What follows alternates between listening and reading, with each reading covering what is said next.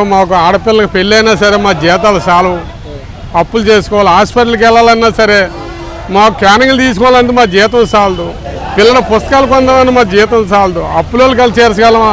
ఈ సర్వే ఎన్నో తరాలు బ్రిటిష్ పరిపాలన కానించి మా తాతల కానించి చేసుకొస్తాను. మమ్మల్ని దయచేసి కొంచెం చూడండి సార్. హాస్పిటల్ పిల్లలకి పెళ్లి చేద్దామన్నా డబ్బులు చాలవండి సార్, అప్పులు చేసుకొని చేయబోతాయి. తమరు దయించి మమ్మల్ని ప్రార్థించి ముఖ్యమంత్రి గారు మమ్మల్ని దయచేసి జీతాలు పెంచమని మేము కోరుకుంటాను, ప్రమోషన్లు పెంచమని కోరుకుంటాను. మాకు పెళ్ళైనా సరే ఈ డబ్బులు చాలా సార్. రోజుకి వెళ్ళకపోతే వాళ్ళకోరు, ఏ కూలికి వెళ్దామన్నా చాలా జీతాలు అయిపోయినాయి.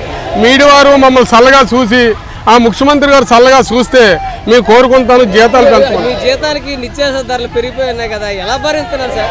అప్పులు చేసుకుంటాను సార్, అప్పులు చేసుకుంటాను. 5 సంవత్సరాలు మీరు అప్పు చేసుకుని బతకాల్సి వస్తుందా? అప్పులు చేసుకునే చేస్తాను సార్. మా గత ప్రభుత్వంలో మీకు డిఎల్ ఇచ్చారు, ఆ డిఎల్ కూడా మళ్ళీ రికవరీ చేశారు. ఇవ్వలేదు సార్. ఆ రికవరీ చేసిందా గవర్నమెంట్? ఇవ్వలేదు. మాకేం ఇవ్వలేదు సార్. అసలు రికవరీ ఇస్తారని చెప్తాను, ఇవ్వలేదు.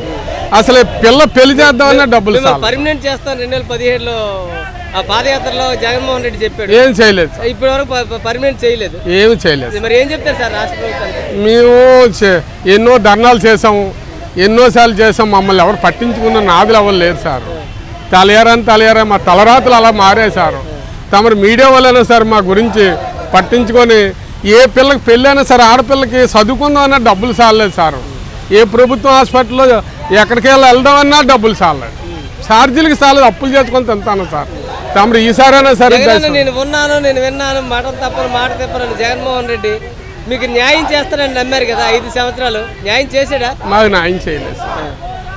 అందరికి సమాన న్యాయం చేసామని చెప్తా ఉన్నాడు. మాకు అప్పులు చేసుకొని బతుకుతాను సార్. మమ్మల్ని దయచేసి మాకు గృహాలు కూడా ఇవ్వలేదు సార్, మా ఇల్లు కూడా మాకు ఇవ్వలేదు. మీరు విఆర్ఏలు అని చెప్పేసి మీకు సంక్షేమ పథకాలు కూడా అమ్మఒడి కానీ విద్యా కానుక కానీ ఇలాంటి మిగతా పెన్షన్ కానీ ఇలాంటి సంక్షేమ పథకాలు కూడా మీకు అందలేదు. 10,000 ఇస్తాను, 10,000 జీతానికి ఇవన్నీ సంక్షేమ పథకాలని ఇవ్వనని చెప్పేస్తున్నారు. ఎట్లా సార్ ఈ రాష్ట్ర ప్రభుత్వం వల్ల ఏమైనా ఉపయోగం ఉందా? ఏం ఉపాయం కనిపించలేదు సార్, ఏం ఉపాయం కనిపించిన మాకు కష్టాలే తీరినాయి సార్. మాకు పిల్లలు ఎదిగొచ్చినారు, పెళ్ళిళ్ళు చేద్దామంటే కట్నాలు ఇద్దామన్నా సరే ఆ పెళ్లి బట్టలు కొందామని జీతం చాలు సార్. వెళ్తే 5,000 రూపాయలు చీర అంటాను, మేము ఎక్కడ కొనగలం సార్? 1000 రూపాయలు చీర కొన్నందుకని అప్పులు చేసుకుంటాం. ఆడపిల్లలు ఎదిగొచ్చారు, పిల్లలు ఎదిగొచ్చారు, ఒక హాస్పిటల్ తీసుకెళ్దామన్నా జీతాలు చాలలేదు సార్. తమరు దయుండి ఒక అనకూడదు కానీ ఒక 18,000 చేసినా పోనీ ఏదో అలాగే సరిపోతాయి సార్. 10,000తో ఏడు చాలలేదు సార్. ఏ పిల్లని ఇద్దామని పెళ్లి చేద్దామన్నా సరే పట్టునంగా కొందామన్నా ఓ జాకెట్ చీర కొందామన్నా ఈ డబ్బులు చాలవు సార్, చాలవు. పెళ్ళే చేయలేదు సార్. కొద్దిగా మమ్మల్ని దయండి, మీడియా వారు మా గురించి పట్టించుకొని కొద్దిగా చేయించండి సార్. తమరు చదవండి. బిల్డింగ్ కార్మికుడు అంటే గత ప్రభుత్వంలో ఉండేటప్పుడు ఇసుక ఫ్రీగా ఉచిత ఇసుక అని చెప్పి ఇచ్చారు. ప్రభుత్వం మారిపోయిన తర్వాత ఈయన వచ్చిన తర్వాత ఏం చెప్పాడు? ఒక 3 మాసాలు 4 మాసాలు పోయిన తర్వాత ఏం చెప్పాడు ఈయన? నేను పాలసీ తెస్తానని చెప్పేసి చెప్పాడు ఆయన. ఒక 3 మాసాలు పోయిన తర్వాత ఏం చేశాడు? పాలసీ తెచ్చాడు. ఏం తెచ్చాడు?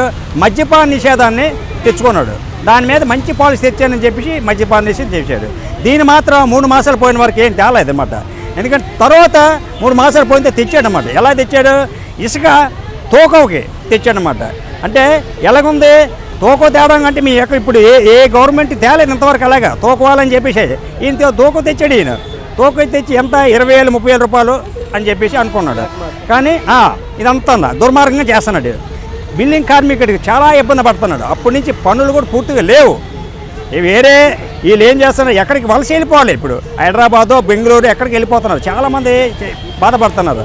పూర్తిగా మాకైతే పనులు పూర్తిగా లేవు. భవన నిర్మాణ కార్మికులు నెలకి 10 రోజులకి పని దొరుకుతా ఉంది. మీరు ఇప్పుడు ఉన్న నిత్యావసర ధరలు పెరిగిపోయి ఉన్నాయి, ఏం తినుకునే పరిస్థితి లేదు కదా, ఎట్లా మెయింటైన్ చేస్తున్నారు? అప్పుల పాలు అయిపోయినారు అంటున్నారు కదా. పూర్తిగా అప్పుల పాలు అయిపోయామండి. ఎందుకంటే ఆయిల్ ప్యాకెట్ గత ప్రభుత్వంలో 90 రూపాయలు 80 రూపాయలు ఉంది సార్. ఇప్పుడు 200 దగ్గరలో ఉండి 120 రూపాయలకు వచ్చిందన్నమాట. పప్పు అయితే పూర్తి కొనలేకపోతుంది అన్నమాట. కందిపప్పు కానీ మిగతా సరుకులు కూడా నిత్యావసర సరుకులు కూడా ఇప్పుడైతే మేము రేట్లు పెరిగిపోయాయి అన్నమాట. అసలు పనులు లేకపోయి అది ఒక దెబ్బ అయితే ఇది రెండో ఇబ్బందులు అవుతుందన్నమాట. రెండో పాయింట్కి వెళ్దాం. మేము అద్దెకుంటున్నామండి. మేము అద్దె పెంచారన్నమాట. ఏంటి మొన్న 3,000 రూపాయలు కదా అని చెప్పేసి అంటే కాదండి, ఇంటి పన్ను రేటు పెంచేశారు, తర్వాత ఏమొచ్చి చెత్త పన్ను పెంచారు. ఇవన్నీ కలిపి మేము కట్టుకోలేము, ఎవరైతే అద్దెకున్నారో వాళ్ళ మీద మేము అది అడగాలి కాబట్టి అని చెప్పి చెప్తున్నారు సార్. అదనమాట దీనిలో ఉన్న ఫాల్స్ అనమాట. ఇది ఎంతవరకు కట్ట అని చెప్పేసి మేము ఎలాగైతే ఇంటద్దు కట్టుకోలేక ఇలా పడుతుంటే పనికొస్తే పని లేకుండా పోతే ఈ గవర్నమెంట్ దేనికి ఉందని చెప్పేసి మేము అడుగుతున్నాం సార్. ఇప్పుడు అలాంటప్పుడు ఈ గవర్నమెంట్ని అసలు వీళ్ళు చేసే పని ఏంటి? ఈ ఈదిలోకి వచ్చి ఒకరు చెప్తున్నారండి, ఒక ఎమ్మెల్యేకి చెప్తున్నారు మేము అన్నీ సక్రంగా చేస్తున్నామని చెప్పి అన్నారు. సక్రంగా చేయని సంక్షేమ పథకాలు ఎవరికి ఇస్తున్నారో ఎంతవరకు ఇస్తారని చెప్పేసి మేము అడుగుతున్నామండి. కానీ కార్మికుడికి మీరేం చేశారని చెప్పి మేము అడుగుతున్నామండి. దాని మీదే మేము ఈరోజు ధర్నా పెడుతున్నాం.